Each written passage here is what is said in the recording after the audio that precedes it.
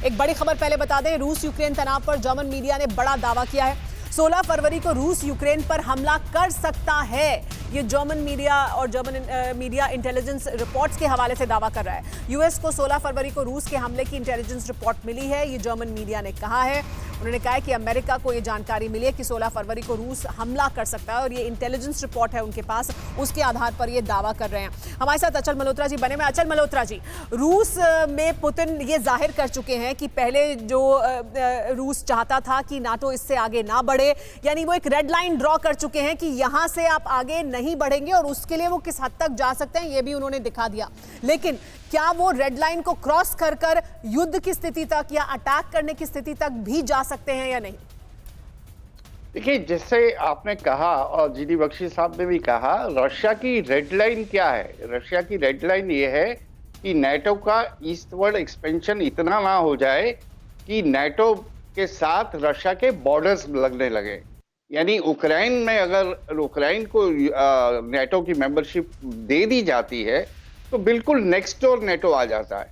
तो इसी चीज को लेके वो डिमांड कर रहे हैं कि नाटो डिक्लेयर करे कि नाटो ना तो यूक्रेन को, ना जॉर्जिया को, ना ही किसी ऐसी फॉर्मर सोवियत रिपब्लिक को जिसके साथ रशिया के बॉर्डर्स लगते हैं, उसे वो नाटो की मेंबरशिप देगा। अब ये खुलेआम सरेआम तो नाटो इसे मानने वाला नहीं है, लेकिन हाँ, डिप्लोमेटिक तरीके से कोई गिव एंड टेक निकाल के कोई ऐसा तरीका निकाला जा सकता है। देखिए, नाटो ने भी सिर्फ यही कहा था कि जॉर्जिया और यूक्रेन 2008 में कहा था जॉर्जिया और यूक्रेन नाटो के मेंबर बनेंगे। कोई डेट अनाउंस नहीं करी थी, कोई स्पेसिफाइड डेट थी। अब 2008 से लेकर अब देख लीजिए 2022 हो गया, अभी कुछ हुआ नहीं, मेंबरशिप देने का इरादा भी नहीं है, क्योंकि उस समय भी जर्मनी और फ्रांस ने अपोज किया था कि नाटो का मेंबरशिप नहीं दिया जाना चाहिए। तो इस पे यूरोपियन अलाइज के बीच में भी एक मत नहीं है कि यूक्रेन को देना चाहिए कि नहीं देना चाहिए। अगर इनफॉर्मल अंडरस्टैंडिंग हो जाती है कि नाटो जो है रशिया और यूरोप, नाटो के बीच में यूक्रेन जो है रशिया और नाटो के बीच में एक बफर जोन बना देंगे, न्यूट्रल बफर जोन, तो मुझे लगता है कि क्राइसिस जो डिफ्यूज हो जाएगा। इसे सरेआम अनाउंस करने की शायद जरूरत नहीं है, बट बिहाइंड द सीन ये एक टेक्टिकल एग्रीमेंट हो सकता है और ये इस बात को रिजॉल्व कर सकता है। और क्या इसी की कोशिशें हो रही हैं?